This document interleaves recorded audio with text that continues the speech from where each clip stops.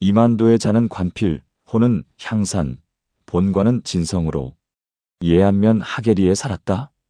그는 퇴계 이황 선생의 후손이다. 은교를 지낸 조부 하계 이가수는 문장과 곧은 도리로 당시의 이름이 높았다. 대사성을 지낸 아버지 복제 이휘주는 뛰어난 식견과 맑은 인망을 지녀 조정 신하들의 수장이 되었다. 이만도는 출계하여 막내 작은아버지인 이휘철의 양아들이 되었다. 헌종 때인 1842년에 예안군 하계리에서 태어났다. 67살에 이미 넉넉하고 높은 기상을 지녀 훌륭한 사람이 될 풍모가 있었다. 성장에서는 학문에 힘써 항상 입신양명을 위해 노력하였다. 1866년에 실시된 정시에서 이만도는 장원으로 합격하였다. 곧바로 성균관 전적에 임명되고 얼마 뒤에 병조 좌랑이 되었다. 합격자를 발표할 때 임금이 악대를 보내 총애하는 뜻을 나타냈다. 이어서 사간원 정원에 임명되었다. 1867년에 아버지 대사성 이휘준의 상을 당하였는데 나라에서 홍문관에 뽑아들이니 이것 또한 특별한 대우였다. 아버지 상기가 끝나자 부수찬 겸 남학교수에 임명되었다가 곧바로 문신 겸 선전관에 임명되었다. 이로부터 중요한 관직을 두루 역임하였다. 이만도는 맡은 자리마다 강직한 자세로 직무에 임하여 훌륭한 성과를 냈다. 임금에게 그를 강론할 때와 신하들이 임금을 만날 때는 강론하는 내용에 따라 정치에 필요한 건의사항을 아뢰었고 혹은 계를 올려 임금의 잘못을 바로잡고 권면하였다. 이를 통해 이만도는 좋은 말을 아뢰고 임금의 그릇된 마음을 바로잡는데 정성을 다하였다. 1876년 봄에 집의로 재직하다가 관직을 삭탈당하였다. 이 일이 있기 앞서 일본 사신 구로다 기요타카가 조선에 와서 무역항을 열고 통상을 근간으로 13개 조항의 조약 체결을 요구하였다. 우리 조정에서는 그 가운데 6개 조항을 허락하였다. 그러자 면함 최익현이 도끼를 등에 메고 소장을 올려 반대하였다. 이에 사헌부와 사간원에서 합동으로 계를 올려 최익현을 임금을 무시하고 도리에 어긋나는 자라는 말로 공격하려 하였다. 이만도가 말하였다. 최익현의 소장은 진실로 곧은 말인데 이런 말을 쓰는 것이 어찌 합당하겠는가. 그리고 그 말을 직접 지워버렸다. 대신들이 미워하여 마침내 계를 올려 이만도를 파직시켰다. 곧바로 면제되어 다시 이전 관직에 임명되었다. 가을에 양산 군수에 임명되었다. 그 해에 큰 흉년이 들었는데 양산이 더욱 심하였다. 이만도는 부임한 날부터 좋은 음식을 먹지 않으면서 굶주리는 백성들을 구제하고 세금을 감면하는 등의 정책을 펼쳐 모두 뚜렷한 성과를 거두었다. 당시 관찰사가 교활한 수령의 말을 듣고 7개 고을의 조세미 가운데 관례적으로 각 고을에 남겨두었던 것을 취하여 사리사욕을 채우려 하였다. 이만도는 반대 입장을 취하는 한편 관찰사의 면전에서 그 일의 부당함을 따졌다. 관찰사가 크게 화를 내자 이만도는 곧바로 도장끈을 풀어 관찰사에게 내밀며 사임 의사를 밝히고 소장을 올려 그 일의 전말을 조정에 보고하고자 하였다. 그러자 관찰사가 입장을 바꿔 사과하고 조세미를 그대로 고을에 남겨두도록 허락하였다. 이웃 고을들도 이만도 덕분에 조세미를 빼앗기지 않을 수 있었다. 또 무너진 방죽을 쌓고 물에 빠져 죽은 사람들의 가족을 도우며 교육에도 힘썼다. 지역 주민들이 이만도의 공적을 돌에 새겨 기리고자 하였으나 이만도는 주민들이 빚돌을 세우기 위해 모은 돈을 선비 양성을 위한 비용으로 사용하였다. 1878년 여름에 양산 군수에서 교체되어 다시 지비가 되었고 이어서 3사에서 예전에 맡았던 자리들을 다시 맡았다. 1882년 봄에 통정대부에 오르고 곧바로 공조참의에 임명되었다. 얼마 뒤에 교체되어 고향으로 돌아왔다. 당시에 일본과의 화의가 이미 이루어져 세상일이 날마다 크게 변하였다. 조정에 나가도 할 수 있는 일이 없다는 사실을 깨달은 이만도는 다시 관직에 나갈 뜻을 갖지 않았다. 겨울에 다시 공조참의에 임명되고 얼마 뒤에 동부승지에 임명되었지만 모두 부임하지 않았다. 1887년에 어떤 사람이 어사의 거짓계를 풍자하여 멀리 유배해야 한다고 하였다. 당시에 이만도는 공인 최 씨의 상을 당한 상황이었으므로 전례에 따라 용서받았다. 이로부터 세상일에 완전히 관심을 끊고 오직 독서하며 그 뜻을 탐구하는 데 힘썼다. 선조들의 자취가 남아있는 백동에 작은 제시를 찍고 날마다 그곳에서 조용히 지내며 먹고 자는 것도 잊은 채 경적을 읽었다. 1894년에 일본 병사들이 궁궐을 침범하여 우리 정부를 속이고 독립시켜주겠다는 구호를 퍼뜨리며 관직 제도를 고치고 옷의 색깔도 바꾸었다. 이만도는 수천 글자에 달하는 봉사를 지어 그 일의 잘못됨을 극진하게 말하였다. 그러나 곧 금령이 내려져 봉사를 임금께 올리지 못하였다. 7월에 죄를 용서받았다. 1895년 8월에 원수 같은 적들이 극악한 짓을 저질러 명성황후가 서거하였다. 그리고 임금을 협박하여 명성황후의 지위를 낮추고 폐출시켰으며 전지를 통해 발상하지 못하도록 하였다. 이 별난 소식을 들은 이만도는 통곡하고 흰 배로 만든 건과 옷을 입은 채 영양에 있는 선영 아래로 들어갔다. 그곳에서 초하루와 보름마다 국사봉에 올라가 서쪽을 향해 곡하였다. 10월에 명성황후의 위호가 회복되고 공문을 돌려 발상하자 이만도는 비로소 고을 반열에 나와 상복을 입었다. 그리고는 곧바로 다시 산으로 들어갔다.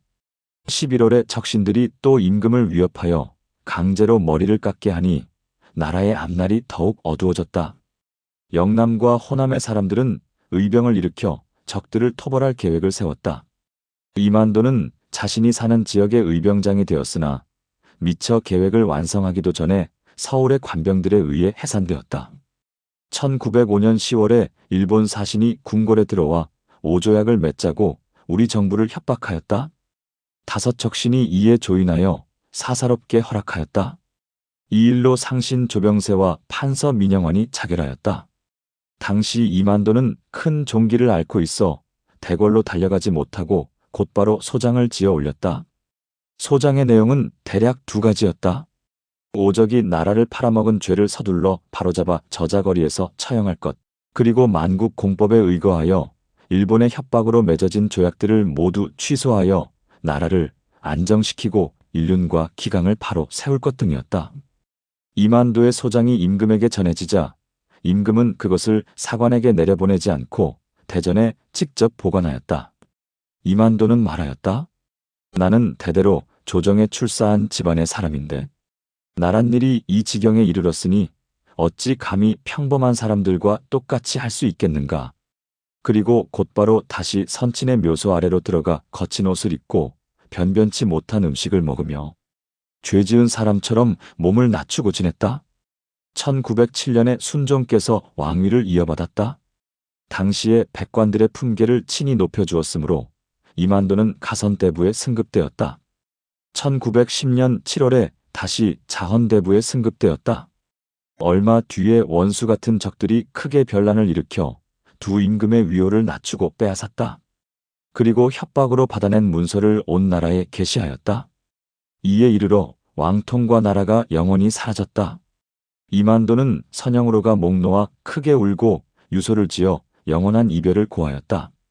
그리고 음식을 끊은 채 24일 만에 세상을 떠났다. 단식하며 죽음을 기다리는 동안 이만도는 태연하고 온화한 모습이었으며 정신과 기운이 평소보다 더 맑았다. 마지막 작별을 고하러 찾아온 친구들과 문인들은 목매어 울며 눈물을 훔치기도 하고 대의를 지키는 그의 정신을 기리기도 하였다. 이만도는 그들을 꾸짖어 울음을 멈추게 하고 평소처럼 경서와 예서를 강론하였다. 곁에서 모시는 사람에게 운자를 정하게 하고 시를 짓기도 하였다. 이만도가 단식으로 목숨을 끊으려는 것을 막으려 한 적장이 무기로 협박하며 음식을 먹게 하려 하였다. 당시 이만도는 이미 기력이 다해 말을 하지 못하는 상태였는데 갑자기 벌떡 일어나 큰 소리로 적장을 꾸짖으니 그 소리가 온 산에 울려 퍼졌다. 적은 깜짝 놀라 손사래를 치며 가버렸다. 이만도는 유언으로 대부의 예를 따르지 말고 장례를 조촐하게 치르라고 하였다. 그리고 자리를 바르게 정돈하고 세상을 떠났으니 아, 위대하도다. 이만도는 산하의 신령한 기운을 받고 오기에 완전함을 타고났다. 타고난 지혜로 바른 길을 깨닫고 귀와 눈으로는 의로운 방도를 갈고 닦았다. 이른 나이에 마음을 굳게 먹고 원대한 꿈을 이루겠노라 기약하였다. 기계와 저리가 굳세어 시골에 머물 때나 조정에 나가서나 강직한 모습을 잃지 않았다. 일을 추진할 때는 큰 틀을 생각하고 먼 앞날까지 내다보았다. 작은 은혜를 베풀며 잘난 체하거나 사소한 잘못을 따지고 드는 평범한 사람들의 행동에 대해서는 마음에 두지 않았다. 이 때문에 이만도를 탐탁찮게 여기는 사람들이 서로 헐뜯기도 하였으나 이만도는 전혀 신경 쓰지 않았다. 중년과 만년 이후로는 많은 세상 일을 겪으면서도 수양하는 자세가 더욱 굳건해졌고 많은 책을 읽어 힘을 얻었다. 스스로를 갈고 닦아 덕을 이루었으니 화평하면서도 고닫고 평범하면서도 실속이 있었으며 넓은 도량을 갖추고 겸손한 자세를 취하였다. 마치 천길 절벽이 우뚝 선 것처럼 당당하여 권세 있고 지위 높은 사람들의 기세를 면전에서 꺾어 놓았고 온화한 기상은 종들과 소인들에게까지 두루 미쳤다. 묵묵히 일의 흐름을 헤아리는 솜씨가 뛰어나 그의 조언이 자제들과 후배들에게 두루 도움이 되었다. 곤궁함과 걱정거리, 득실과 회예, 그리고 묵은 원한이 있는 사람들에 대해서는 모두 씻어내어 화기애애한 분위기를 이루었고 단비처럼 부드럽게 감싸 조금의 앙금도 남기지 않았다. 그렇기 때문에 태평한 시절에 조정에서 잘못되는 점이 있어 논쟁이 벌어지면 사람들은 한결같이 말하였다. 이만도만이 마땅히 말할 수 있다.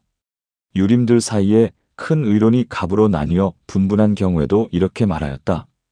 이만도만이 마땅히 이 일을 결정할 수 있다. 의병들이 적을 토벌하여 국난을 막는 것을 논할 때도 오직 이만도라고 하였다. 나라가 망하는 상황에서 충의를 지키다 죽는데 주저하지 않을 사람을 말할 때도 이만도 선생이 있다. 라고 하였다. 상여가 출발하자 사람들은 곡을 하면서 서로 이렇게 말하였다. 선생은 과연 우리가 평소 생각했던 대로 하셨다. 이처럼 온 세상 사람들이 한 목소리를 냈고 다른 말을 하는 사람이 없었다. 이만도가 이렇게 할 수 있었던 것은 집안의 학문이 이미 바르고 기천 권승하의 문화에서 공부하여 깨달은 것이 많았기 때문이다. 공부를 하는 데 있어서는 스스로 연구하여 깨우친 것이 많았으나 겉으로 드러내어 자랑하지 않고 오직 실제적인 실천에 힘썼다. 항상 아버지 복제공께서 머리를 곧게 세워야 한다. 라고 경계하신 말씀을 마음에 새겨 직제 두 글자를 자리 오른쪽에 걸어두고 스스로를 경계하고 반성하는 바탕으로 삼았다. 집에 머물 때는 날마다 관복을 입고 사당에 배할하였다. 사당에서 물러나와서는 늘 조심하는 자세를 스스로 지켰다. 근본을 힘쓰고 말단을 억제하였으며 검소함을 숭상하고 화려함을 멀리하였다. 소박한 옷차림으로 검소하게 생활하면서도 행동거지가 만족스러운 듯하였다. 일찍이 말하였다. 선비는 뜻을 세우는 것을 귀중하게 여기니 뜻이 이미 확립되면 마치 하나의 쇠기둥이 뱃속에 버티고 선 것과 같이 하여 위로는 머리를 통해 하늘을 뚫을 듯하고 아래로는 발을 통해 땅을 꿰뚫을 듯이 해서 잠시도 흔들리지 않아야 한다. 이런 마음가짐을 지녔기 때문에 평생 동안 한 일이 성실하고 독실하였으며 강직하고 굳셌으며 밝게 빛나고 빼어났다. 뚫으려 해도 쇠나 돌보다 더 단단하여 뚫을 수가 없고 들려고 해도 정려보다 더 무거워 들 수가 없었다. 덕과 학문 그리고 의로운 행적을 크게 이루고 우뚝하게 임금과 백성들의 바람에 부응하여 천하 만세의 기강을 확립하였으니 이만도와 같은 사람은 맹자의 이른바 길을 잘 기른다. 라는 말과 공자의 이른바 인을 구하고자 하여 인을 얻은 사람에 해당하는 인물이 아니겠는가. 이만도는 경서를 열심히 읽어 그 뜻을 깊이 통달하였고 문장을 짓는데도 옛사람의 글을 그대로 따르지 않아 크고 넉넉하며 힘이 있었으니 그 문장이 그의 인품과 닮았다고 한다. 이만도가 세상을 떠나자 그의 족자인 대단공 이중원이 이어 순국하였다. 아우 학사공 이만규는 또 저리를 지키며 세상을 등진 채 살았다.